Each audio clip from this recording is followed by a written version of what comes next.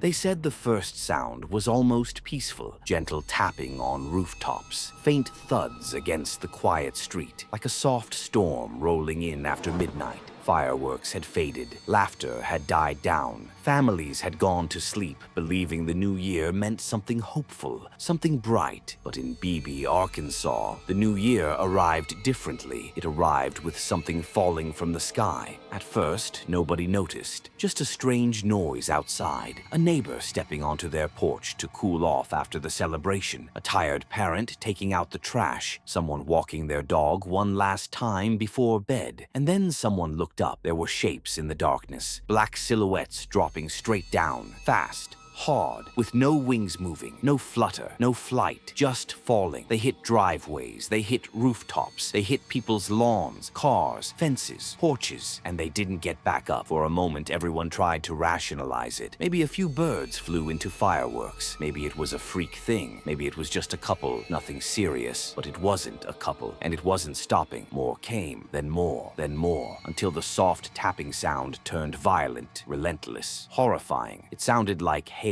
mixed with meat, a wet, heavy storm smashing the ground with living things that were alive just seconds ago and weren't anymore. A woman opened her front door and screamed when one hit the step right in front of her. A man tried to drive, but his tires rolled over bodies instead of asphalt. Parents pulled their kids inside and locked the doors. One man later said it sounded like someone pouring buckets of animals out of the sky. 9/11 started ringing. People didn't even know how to describe what they were seeing. There are birds everywhere. They're falling from the sky. They're dead. Thousands of them. At first, dispatch didn't believe it, but call after call after call came in. Panic layered over confusion, and when officers finally arrived, even they were shaken. Their headlights revealed streets crawling with black shapes, twitching, convulsing, or completely still. Some birds were split open from impact. Others had broken wings. Others had skulls shattered against concrete. And it wasn't over. More were still falling. Residents stood frozen at their windows, watching it rain death. People cried, some prayed, some called family members because it felt like the end of something, like the world was trying to tell them something they didn't want to understand. And in the middle of the fear was the silence of not knowing what caused it, not knowing if it would spread, not knowing if they were safe. Hours passed, and only then did the sky finally stop. Morning came, and Beebe, Arkansas, woke up to something that did not look real. Streets weren't roads anymore. They were carpets of bodies. Lawns were buried. Driveways were black with feathers and twisted limbs. The smell hit next, thick, rotting,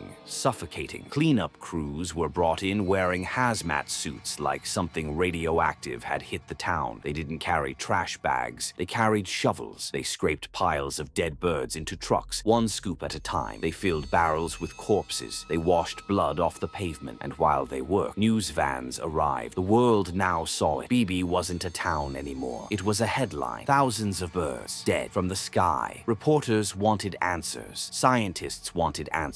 Residents desperately needed answers. Experts tried. Some said fireworks startled them into panic flight, causing deadly crashes. Some blamed lightning or weather. Some said toxins. Some mentioned sudden trauma. And others, quietly, admitted they didn't really know. Because fireworks happen every year. Storms happen every year. Noise happens every year. But this had never happened. The explanations sounded like guesses wrapped in confidence. Locals didn't buy it. Something felt wrong. Something about the air that night. Something about the way it happened. It didn't feel random. It felt targeted. It felt intentional. Whispers started spreading through town. It's a warning. It's a curse. It means something bad is coming. Churches filled overnight. Kids wouldn't sleep. People said the sky felt different. Because how do you celebrate life when the sky just proved it can drop death whenever it wants? Weeks passed. Life tried to resume, but Beebe never felt the same. And then, almost exactly 1 year later, it happened again. Same town, same kind of birds, same New Year timing. The nightmare repeated. Whatever this was, it wasn't done with them yet. Some residents moved away. Some refused to ever celebrate New Year's again. Some still listen for that sound late at night, the soft tapping that might not be rain. Because in Beebe, Arkansas, midnight isn't a celebration anymore. It's a reminder that sometimes the world does things that don't make sense, things that feel wrong, things that feel like the universe is is trying to say something, and we're too small to understand it. This wasn't fiction. This wasn't a creepypasta. This wasn't a campfire story. It happened to real people in a real town. On January 1st, 2011, in Beebe, Arkansas, over 5,000 red-winged blackbirds fell from the sky. And for the people who lived through it, New Year's has never felt safe again.